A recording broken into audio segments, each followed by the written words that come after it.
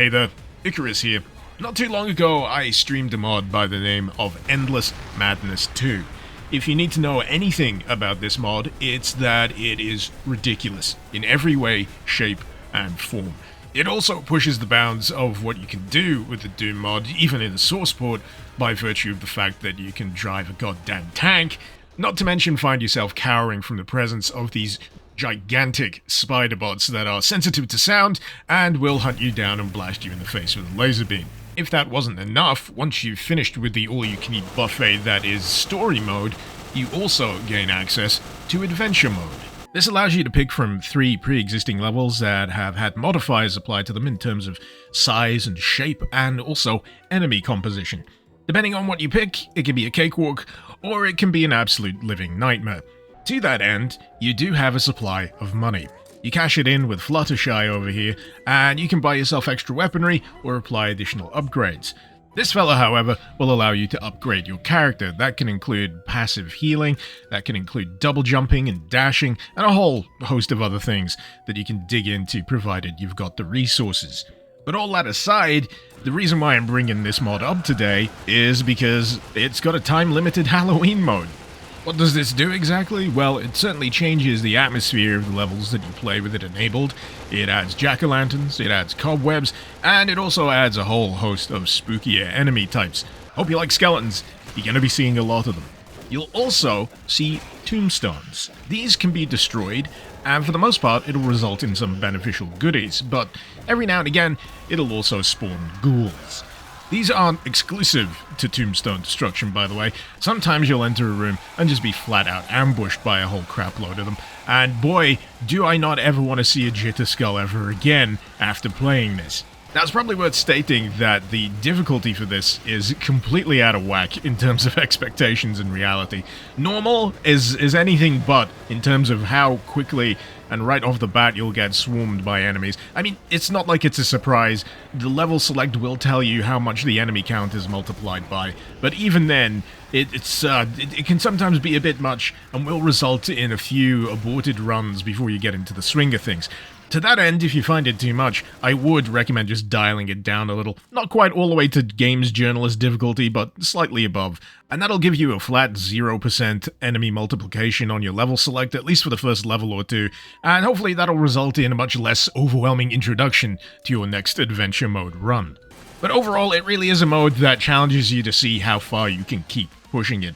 The stakes will escalate, the enemy count and composition will just get progressively more and more insane, and it's really up to you to make sure you cash in that money between rounds for effective enough weapon upgrades, or weapons in general, as well as your items and ammo replenishment, and yeah, maybe also take a sniff at the old character upgrade grid while you're at it. Personally, I'm a fan of any level that gives me enough room to summon a tank, doubly so if it gives me enough room to summon a giant walking spider eye.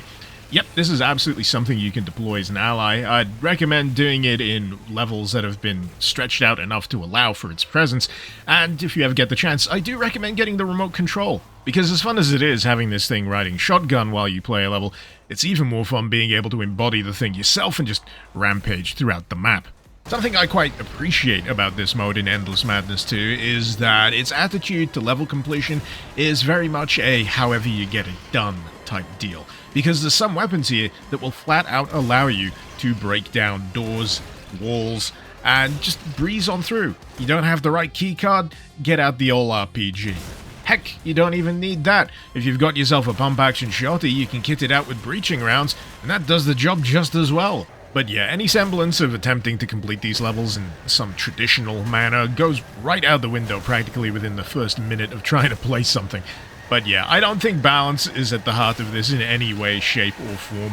It's intended for you to push it as far as possible until things become completely ludicrous and unsurvivable.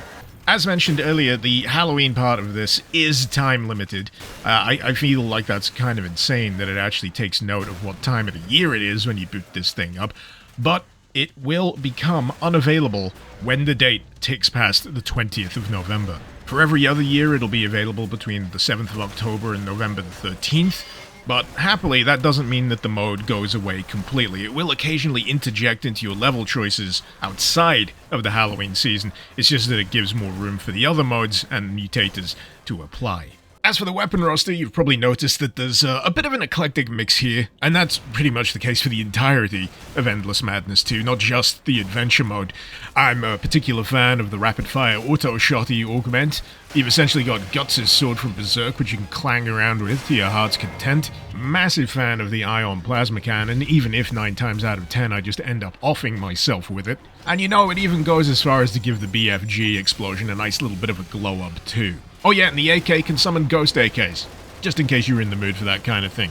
I also need to remember about the melee options. You can basically force choke your enemies in front of you while punching and kicking them to death, or you can pat them on the head and make them an ally. To be honest, I have more fun blasting everything into smithereens than I do to take time to actually do that, but hey, it's an option. Did I mention that you can pet the tank? You can pet the tank. Who's a good tank? You're a good tank. Yes, you are. Yes, you are. Naturally, there's a lot more than what I've just talked about here. I'll leave that for you guys to discover on your own, but do be forewarned. This is the kind of mod whose humor is derived from the deepest depths of the shitpost minds.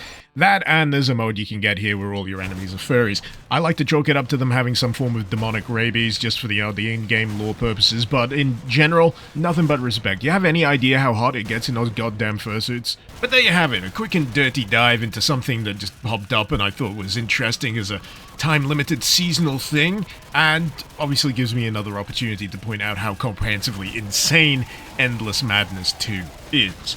Who knows, maybe one of these days I'll finally get round to a more deeper look at it, but until then, if you fancy picking it up yourself, the link as usual is in the description below. Just know that this does require its own custom source port to run. It runs on VK Doom. Make sure you follow those instructions to the letter if you want it to run properly, and yeah, depending on your system, you may get a little bit of chug. What can I say? It's a bit of a chonker. In any case, hope you've enjoyed. I'm going to be easing off the throttle when it comes to pumping out videos over the next month or so, because it's been a hefty month. To that end, if you fancy supporting the channel, I offer YouTube and Patreon memberships for as little as $1 a month. In return, you'll get a credit on the video, as well as early access to videos as and when available. If you haven't got $1, it can't hurt to leave me a like and a subscribe, maybe even a flattering comment just to inflate my ego. But until next time, this has been Mr. Icarus. Thank you very much for watching. Icarus out.